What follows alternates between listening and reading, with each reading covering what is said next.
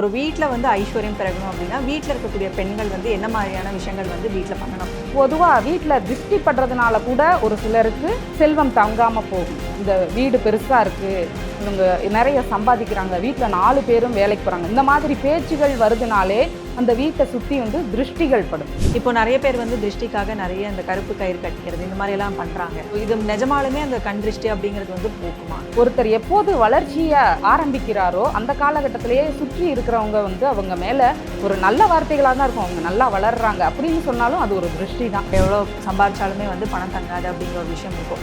ஜாதகத்தில் எந்த மாதிரியான கிரக சேர்க்கைகள் இருந்துச்சுன்னா இந்த மாதிரியான விஷயங்கள் வந்து அவங்க தொடர்ந்து ஃபேஸ் பண்ணிகிட்டே இருப்பாங்க. இது வந்து ஜாதகத்தின்படி 1-6 தசை நடக்க போகுது, இப்போ வருது, நான் ரொம்ப செலவு செய்கிறேன் அப்படின்னா அந்த கிரகம் என்ன அப்படிங்கிறத பார்த்து அதற்குரிய இறைவனை நம்ம நாடணும். ஸோ லாபம் அதிகரிக்கணும் அப்படின்னா என்ன மாதிரியான விஷயங்கள் வந்து தொழில் ஸ்தானத்தில் பண்ணலாம்? தொழில் ஸ்தானத்தில் ஒருத்தருக்கு லாபம் ஏற்படணும் அப்படின்னு பார்த்தீங்கனாலே லாபஸ்தானத்தோடு தொடர்பு பெறணும். அந்த செழிப்புகள் ஏற்படுறதுக்கு நம்மளுடைய ஜாதகத்தில் அமைப்புகள் இருக்கா அப்படிங்கிறத கண்டிப்பாக பார்க்கணும். அஸ்ட்ரோ தமிழ் அன்பு நேயர்களுக்கு வணக்கம். நம்ம சேனலை தொடர்ந்து பார்த்தீங்கன்னா ஜோதிடம், ஆன்மீகம் அப்படின்னு பல இன்ட்ரெஸ்டிங்கான விஷயங்கள் வந்து பார்த்துட்ருக்கோம். ஸோ அந்த வகையில் இன்றைக்கி ஜோதிட ரீதியான விஷயங்கள் பேசுகிறதுக்காக நம்ம கூட ஜோதிடர் திருமதி யுவஸ்ரீ அவர்கள் இணைந்திருக்கிறாங்க. வணக்கம் மேடம். வணக்கம். அஸ்ட்ரோ தமிழா நேயர்கள் அனைவருக்கும் வணக்கத்தை தெரிவிச்சுக்கிறேன். ஸோ தொடர்ந்து ஜோதிடம் சார்ந்த நிறைய விஷயங்கள் வந்து பேசிகிட்டு இருக்கோம். இன்றைக்கி நம்ம என்ன பேச போகிறோம் அப்படின்னு பார்த்தீங்கன்னா, பொதுவாக எல்லாருமே வந்து வேலைக்கு போகிறோம், இல்லை ஒரு பிஸ்னஸே பண்ணுறோம், ஆனால் வீட்டில் வந்து பணம் தங்க மாட்டேங்குது, ஐஸ்வர்யம் தங்க மாட்டேங்குது அப்படின்னு சொல்லி நிறைய பேர் வந்து புலம்புவாங்க. என்னதான் வந்து கஷ்டப்பட்டு உழைச்சாலுமே வந்து அந்த பணம் ஏதோ ஒரு விதத்தில் வந்து செலவாயிடுது. குழந்தைங்களோட படிப்பு விஷயத்தில் வந்து பணம் பத்த மாட்டேங்குது, ஒரு ஃபீஸ் கட்டணும் அப்படின்னா ரொம்பவே கஷ்டமாக இருக்குது அப்படின்னு சொல்லி ரொம்ப பேர் வந்து புலம்புவாங்க. ஸோ ஒரு வீட்டில் வந்து ஐஸ்வர்யம் பெறணும் அப்படின்னா வீட்டில் இருக்கக்கூடிய பெண்கள் வந்து என்ன மாதிரியான விஷயங்கள் வந்து வீட்டில் பண்ணணும், வீடை வந்து எப்படி வச்சுக்கணும், இதே வந்து தொழில் ஸ்தானம் அப்படின்னா அந்த இடத்துல வந்து என்ன மாதிரியான விஷயங்கள் பண்ணலாம் அப்படின்னு சொல்லிட்டு டீட்டெயிலாக வந்து இன்றைக்கி பார்க்கலாம். ஸோ இதை பற்றி உங்களோட கருத்து என்ன? பொதுவாக வீடு, தொழில் ஸ்தானம் இது ரெண்டுமே பார்த்திங்கன்னா பணம் சேர வேண்டிய இடம். பணம் வந்து அவசியமாக இன்றைய தினத்தில் மனிதருக்கு தேவைப்படுது. இப்போ இந்த 2 இடங்களையுமே பார்த்திங்கன்னா நம்ம பொதுவாகவே சுத்தமாக வச்சுக்கணும். சுத்தமாக வச்சுக்கிறது அப்படின்னா வாசல் பகுதியில், வீட்டில் தான் இந்த ப்ராசஸை வந்து நம்ம செய்ய முடியும். வாசல் பகுதியில் சாணம் இல்லைன்னா மஞ்சள், சாணம் இப்போ பெரும்பாலும் கிடைக்கிறது இல்லை, கிடைக்கிறவங்க அதை போட்டு தெளிக்கலாம். மஞ்சள் கிடைக்கிறவங்க நல்லா தண்ணியில் கரைச்சி மஞ்சளோடு சேர்த்து தெளிச்சிடலாம். இதை வந்து கண்டிப்பாக பண்ணணும். அதுக்கடுத்து பார்த்திங்கன்னா வாசலில் வெள்ளை கோலத்தோடு காவி கலரும் சேர்ந்து போடணும். வெள்ளையும் காவியும் பார்த்திங்கன்னா லக்ஷ்மியும் நாராயணனும் இருக்கிற மாதிரி ஒரு அம்சத்தை கொடுக்கக்கூடிய ஒரு கோலம். பொதுவாக வீட்டில் திருஷ்டி படுறதுனால கூட ஒரு சிலருக்கு செல்வம் தங்காமல் போகும். இந்த வீடு பெருசாக இருக்குது, இவங்க நிறைய சம்பாதிக்கிறாங்க, வீட்டில் 4 பேரும் வேலைக்கு போகிறாங்க, இந்த மாதிரி பேச்சுகள் வருதுனாலே அந்த வீட்டை சுற்றி வந்து திருஷ்டிகள் படும். அதனாலையும் வீட்டில் வந்து செல்வம் தங்காது. அப்படி இருக்கிறவங்க கண்டிப்பாக வீட்டில் பெரிய பெரிய கோலம் போட்டுகிட்டே இருங்க. முடிஞ்சளவு கலர் கோலமும் போடலாம், காவி வெள்ளை கோலமும் போடலாம். இந்த கோலம் போட போட வீட்டை பார்க்குறவங்க அந்த கோலத்தை பார்த்துட்டு போவாங்க. அதில் மிதிப்பட்டு போகிறதுனால நம்மளுடைய திருஷ்டிகள் கழியும் அப்படிங்கிறது தான் ஐதீகம். அதனால தான் அந்த காலத்துலேருந்து கோலம் போட சொல்லியிருந்தாங்க. அப்போ இந்த காவி வெள்ளை கோலம் வந்து கண்டிப்பாக போடணும். ஒரு தொழில் செய்யக்கூடிய இடமா இருந்தாலும் வீடாக இருந்தாலும் இந்த கோலம் போடும்போது ஒரு ஐஸ்வர்யம் அமையும். ஏன் அப்படின்னா அங்கே லக்ஷ்மியும் நாராயணனும் இருக்கிறாங்க. அது ஒரு முக்கியமான பாயிண்ட்டு. அதுக்கடுத்து பார்த்திங்கன்னா அந்த இடம் நறுமணத்தோடு இருக்கணும். வீடாக இருந்தாலும் இல்லை தொழில் செய்யக்கூடிய இடமாக இருந்தாலும் நீங்கள் செயற்கை நறுமணமாக எடுத்துக்கலாம், இல்லை இயற்கையாக நாம் பண்ண முடியும் அப்படின்னாலும் அதை வந்து நாம் எடுத்துக்கலாம். ஜவ்வாது போடுறது, இந்த பட்டையவே பார்த்திங்கன்னா பொடி பண்ணி தண்ணியில் தெளித்து போடுவாங்க, அப்படியும் நம்ம வந்து பண்ணிக்கலாம். இந்த மாதிரி வீடு இல்லைன்னா தொழில் சம்மந்தமான இடங்களில் நறுமணத்தோடு வச்சுக்கணும். அது ஒரு முக்கியமான விஷயம். அதுக்கடுத்து பார்த்திங்கன்னா நம்மளுடைய பணப்பெட்டி, வீட்டில் பணம் போட்டு வைக்கக்கூடிய பெட்டி இருக்கும், தொழிலில் பணப்பெட்டின்னு தனியாக இருக்கும். அதில் வந்து ஒரு மஞ்சள் நிற துணி, புது துணி எடுத்துக்கணும். யூஸ் பண்ணது எடுக்கக்கூடாது. ஒரு புது துணியை எடுத்துக்கிட்டு அதில் வந்து வாசனை பொருட்களை போடணும். ஏலக்காய், பட்டம், பட்டை, கிராம்பு, ஜவ்வாது, இந்த பச்சை கற்பூரம், இந்த மாதிரியான நறுமண பொருட்களை அதுக்குள்ளே வைக்கணும். இது இயற்கையானதும் இதற்குன்னு ஒரு சக்திகளும் இருக்குது, பணத்தை இருக்கக்கூடிய சக்திகள். அதனால தான் இந்த பொருட்களை நாம் வந்து அதுக்குள்ளே போடுறோம். அந்த மஞ்சள் துணிக்குள்ளே வச்சு ஒரு மூட்டையாக சின்னதாக கட்டி நாம் அந்த பணப்பெட்டிக்குள்ளே வச்சிடணும். வீடாக இருந்தாலும் தொழில் செய்யக்கூடிய இடமாக இருந்தாலும் அந்த இடத்துல வந்து நாம் இதை வச்சுக்கலாம். அப்படி இருக்கும்போது அது மேலும் மேலும் செல்வத்தை ஈர்க்கும். அந்த பரிகாரத்தை நாம் பண்ணலாம். அதுக்கடுத்து பார்த்திங்கன்னா எப்போதுமே பூஜை அறை, தொழில் செய்யும் இடம் மற்றும் வீடு, இந்த இடங்களில் வெற்றிலை பாக்கு கண்டிப்பாக இருக்கணும்.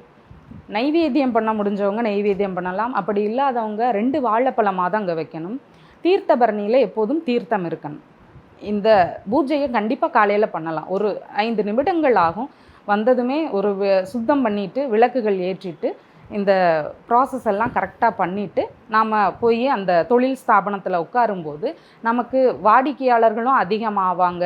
அது மட்டும் இல்லாமல் செல்வ சேர்க்கையும் ஏற்படும். வீட்டில் திருஷ்டிகள் இருந்தாலுமே குறையும். இதை வந்து நாம் ஃபாலோ பண்ணலாம். ஓகே. ஸோ திருஷ்டி அப்படிங்கிற ஒரு விஷயம் சொன்னீங்க. இப்போ நிறைய பேர் வந்து திருஷ்டிக்காக நிறைய இந்த கருப்பு கயிறு கட்டிக்கிறது இந்த மாதிரிலாம் பண்ணுறாங்க. ஸோ இது நிஜமாலுமே அந்த கண் திருஷ்டி அப்படிங்கிறது வந்து போக்குமா? இது கண் திருஷ்டிக்கு வேறு என்னெல்லாம் பண்ணலாம்? கண் திருஷ்டி அப்படிங்கிறது கண்டிப்பாக இருக்குது. ஒரு சிலருக்கு திடீர்னு அடிபட்டுட்டே இருக்கும் தொடர்ந்து. அப்போவே பெரியவங்க சொல்லுவாங்க திருஷ்டி அதிகமாக படுது. ஒருத்தர் எப்போது வளர்ச்சியை ஆரம்பிக்கிறாரோ அந்த காலகட்டத்திலேயே சுற்றி இருக்கிறவங்க வந்து அவங்க மேலே ஒரு நல்ல வார்த்தைகளாக தான் இருக்கும். அவங்க நல்லா வளர்கிறாங்க அப்படின்னு சொன்னாலும் அது ஒரு திருஷ்டி தான். ஏன் நம்மளுடைய அம்மாவே திருஷ்டி பட்டுடும் அப்படின்னு சொல்கிறாங்க. அப்போ திருஷ்டிங்கிறது கண்டிப்பாக இருக்குது. அதற்கு வந்து நம்ம சின்ன சின்ன பரிகாரமாக பண்ணலாம். டெய்லி சூடம் சுற்றி போடலாம் வாசலில். தொழில் செய்கிறீங்க, அங்கே திருஷ்டி படுது அப்படின்னா சிதறு தேங்காய் போடலாம். சிதறு தேங்காய் எப்பெல்லாம் போடுறீங்களோ அது எப்படி சிதறி போகுதோ அந்த மாதிரி திருஷ்டிகளும் கழியும். அப்படிங்கிறதுனால தான் அந்த சிதறு தேங்காய் போடுறது. முடிஞ்சவங்க வெண்பூசணி பெருசாக இருக்கும், அதை வாங்கி அதை வந்து தனி நபராக இருந்தாலும் சுற்றி போடலாம். அவங்களுக்கு ரொம்ப திருஷ்டிகள் அதிகமாக இருக்குது அப்படின்னா அவங்கள கிழக்கு பக்கமாக நிற்க வச்சு, கிழக்கு பார்த்து நிற்க வைக்கணும். அந்த நபரை நிற்க வச்சு அவங்களுக்கு தேங்காயோ இல்லை வெண்பூசணியோ சூடமாக இருந்தாலும் இதை வந்து சுற்றி நாம் வந்து தெருவில் வந்து உடைக்கலாம். தினமும் பண்ணுறம்போதுன்னு பார்த்திங்கன்னா சூடம் ஓகேவாக இருக்கும். வெள்ளி ஞாயிற்றுக்கிழமைகளில் இது வாரத்தில் ஏதாவது ஒரு நாள் பண்ணுறவங்கன்னா தேங்காய் எடுத்துக்கலாம், இல்லைன்னா வெண்பூசணி எடுத்துக்கலாம். இந்த திருஷ்டி பரிகாரத்தை பண்ணலாம். முடிஞ்சவங்க மாதத்துக்கு ஒருக்க இந்த வெண்பூசணி தேங்காயும் பண்ணிக்கலாம். ஸோ ரொம்ப சிறப்பாக வந்து சொன்னீங்க. இப்போ வந்து நிறைய பேருக்கு வந்து ஜாதகத்திலே வந்து இந்த மாதிரி அமைப்பு இருக்கும். அவங்க எவ்வளோ சம்பாரிச்சாலுமே வந்து பணம் தங்காது அப்படிங்கிற ஒரு விஷயம் இருக்கும்.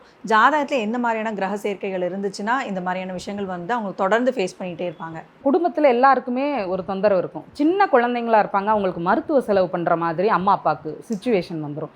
இல்லை ஸ்கூல் காலேஜஸ் படிக்கும்போது ஹாஸ்டலு போயிட்டு வர்ற செலவுகள், இந்த மாதிரி விஷயத்தினால செலவு அதிகமாகும். அப்போ நல்ல செலவுகளும் இருக்கும், தீய செலவுகளும் ஏற்படும். முடிஞ்சளவு நல்ல செலவுகள் வரும்போது அதை மனது வந்து ஏற்றுக்குது. தீய செலவுகள் வரும்போது அது சரியாயிடுச்சுன்னா கூட பரவாயில்ல, கஷ்டப்படும் போது நம்மளுடைய குழந்தை ஒரு நோயினால் கஷ்டப்படுது அப்படிங்கும்போது தன்னுடைய பெற்றவர்களால் ஏற்றுக்கொள்ள முடியலை. அப்போ ஒருத்தருக்கு 1-6 திசை, அதாவது லக்னம் மற்றும் ருணரோக சத்துருஸ்தானத்தோடு தொடர்பு பெற்றிருக்கக்கூடிய திசைகள் நடக்க இருக்குது அப்படின்னா அந்த நேரத்தில் அவருக்கு செலவுகள் இருக்கும். கடன் வாங்க வேண்டிய சிச்சுவேஷன் வரும். விரய செலவுகள் எப்போ வரும்னு பார்த்தீங்கன்னா விரயஸ்தானத்தோடு தொடர்பு பெற்றிருக்கக்கூடிய திசைகள் வரும்போது விரய செலவுகள் ஏற்படும். அது சுப செலவு இருக்கும், தீய செலவுகளும் ஏற்படும். ஒரு வீடு கட்டணுன்னாலும் அதுவும் ஒரு செலவு தான்.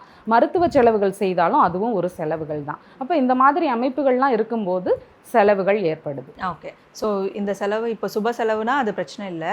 இப்போது வேண்டாத செலவுகள் வருது அப்படின்னா நீங்கள் சொன்ன இந்த வழிபாடுகள் இதெல்லாமே வீட்டில் சின்ன சின்ன விஷயங்கள் பண்ணுறது மூலியமாக அதெல்லாமே வந்து நிவர்த்தி அடையுமாம்?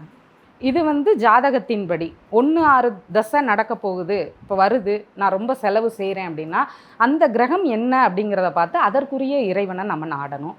அந்த மாதிரி விஷயங்களை பண்ணணும். இது வந்து மேலே சொன்னது வந்து பார்த்திங்கன்னா பொதுவாக நம்ம செய்யக்கூடிய விஷயங்கள். பொதுவாக இதை பண்ணும்போதே நமக்கு திருஷ்டி கழிஞ்சிரும் முதல்ல.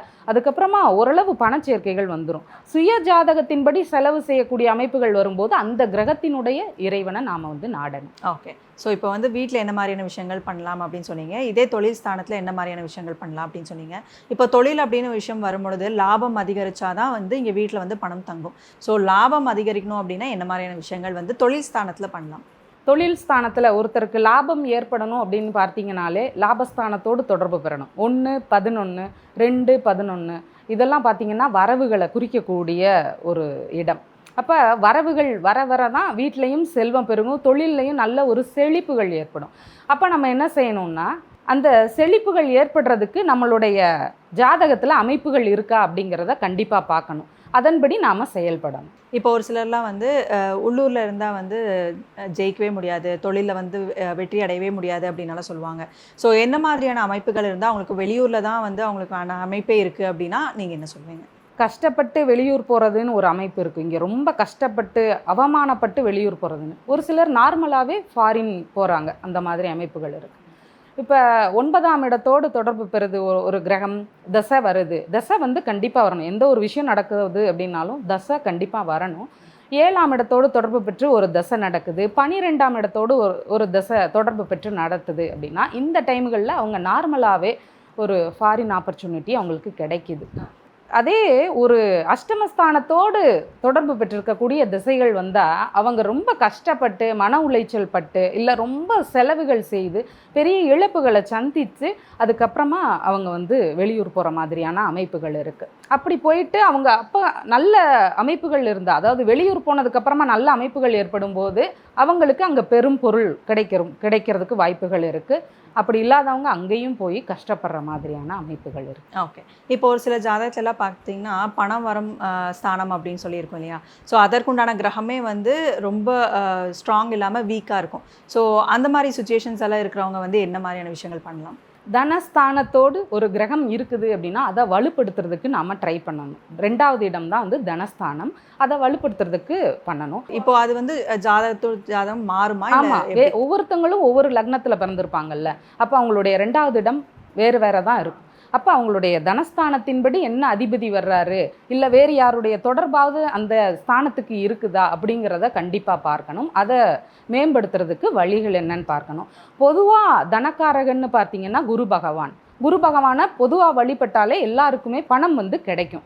அப்போ குரு பகவானை நாம் வழிபடணும் அப்படின்னா வியாழக்கிழமைகளில் தட்சிணாமூர்த்தி வழிபாடுகளை செய்யலாம். அவங்களுடைய சுய ஜாதகத்தில் குரு பகவானால் ஆதிபத்திய தோஷம் இல்லை அப்படின்னா அவங்க வந்து லெமன் எல்லோ கலரில் இருக்கக்கூடிய துணியை வந்து வச்சுக்கலாம். அது வந்து நவகிரக துணி அப்படின்னு ஒரு செட்டு இருக்கும். அதில் அந்த லெமன் எல்லோ கலரில் ஒரு ட்ரெஸ் இருக்கும். அதை வந்து நம்ம கூடவே வச்சுக்கலாம். அந்த ஆதிபத்திய தோஷம் இருக்கிறவங்க அதை வந்து பயன்படுத்தக்கூடாது. தங்க நகைகள் அணிஞ்சிக்கலாம். இந்த விஷயத்த பண்ணலாம். இதெல்லாம் பண்ணும்போது தனக்காரகன் ஆட்டோமேட்டிக்காக செயல்படுவார். நமக்கு பண வரவுகள் அதிகமாக கிடைக்கும். ஓகே. ஸோ ரொம்ப சிறப்பாக வந்து வீட்டில் ஒரு ஐஸ்வர்யம் தங்கணும் அப்படின்னா என்ன மாதிரியான விஷயங்கள் பண்ணலாம், இதே தொழில் ஸ்தானத்தில் அமையணும் அப்படின்னா என்ன மாதிரியான விஷயங்கள் பண்ணலாம் அப்படின்னு டீட்டெயிலாக வந்து நம்ம நேயர்களுக்காக சொல்லியிருக்கீங்க. ஸோ தொடர்ந்து ஜோதிடம் சார்ந்த நிறைய விஷயங்கள் வந்து அடுத்தடுத்த வீடியோவில் பேசலாம். அது வரைக்கும் நன்றி. நன்றி.